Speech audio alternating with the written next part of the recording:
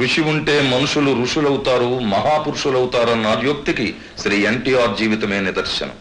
శ్రీ రామారావు గారు కృష్ణా జిల్లా నిమ్మకూరు గ్రామంలో 1923 మే 28వ తారీఖున నందమూరి లక్ష్మయ్య చౌదరి వెంకట్రామమ్మల గర్భశుక్తి ముక్తాఫలంగా ఈ గృహంలోనే జన్మించారు. పిన్న వయస్సులోనే వేదం, ఉపనిషత్తులు అభ్యసించారు. గుంటూరు ఏసీ కాలేజీలో బిఏ డిగ్రీ పూర్తి చేశారు. విద్యాభ్యాసం పూర్తయిన పిదప పుణ్యమూర్తి బసవతారకం గారితో వివాహం జరిగింది. సబ్ రిజిస్ట్రారుగా అదే పట్టణంలో ప్రభుత్వోద్యోగిగా పనిచేశారు.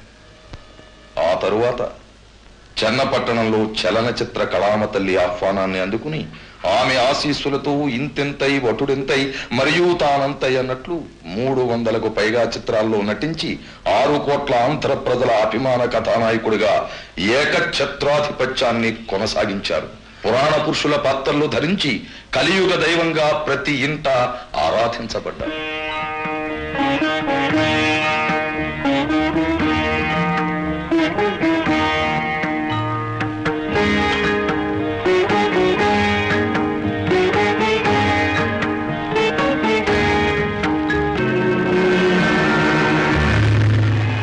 శాంతియుత పోరాట మార్గంలో పూజ్య బాపూజీ పిలుపునిస్తే భారతదేశంలో తెలుగు భూమి ప్రతిస్పందించింది.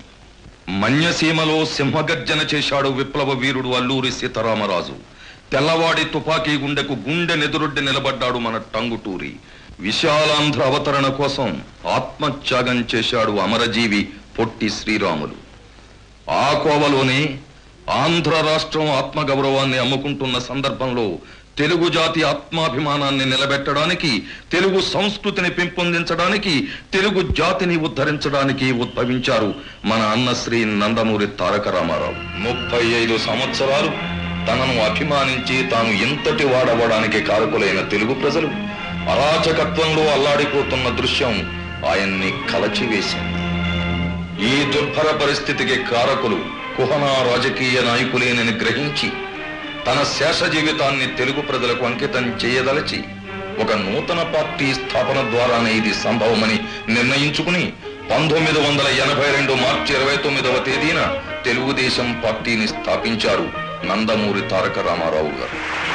తెలుగు జనతకు వందనం, తెలుగు యువతకు అభినందనం, తెలుగు మమతకు అభివాదనం, తెలుగు జాతికి శుభాభినందనం.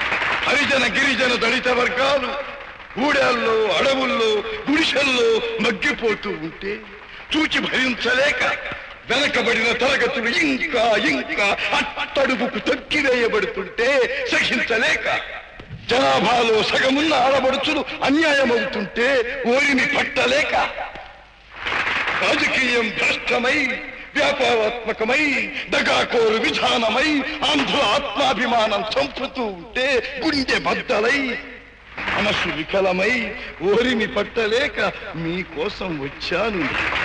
ఈ తెలుగుదేశం శ్రామికుడి చెమటలో నుంచి, కార్మికుడి కలిగిన కండరాల్లో నుంచి, రైతు కూలీల రక్తంలో నుంచి, రైతు కూలీల రక్తంలో నుంచి, నిరుపేదల కన్నీటిలో నుంచి, కష్టజీవుల కంటి మంటల్లో నుంచి, అన్నాస్తుల అక్కందనలో నుంచి పుట్టింది ఈ తెలుగుదేశం.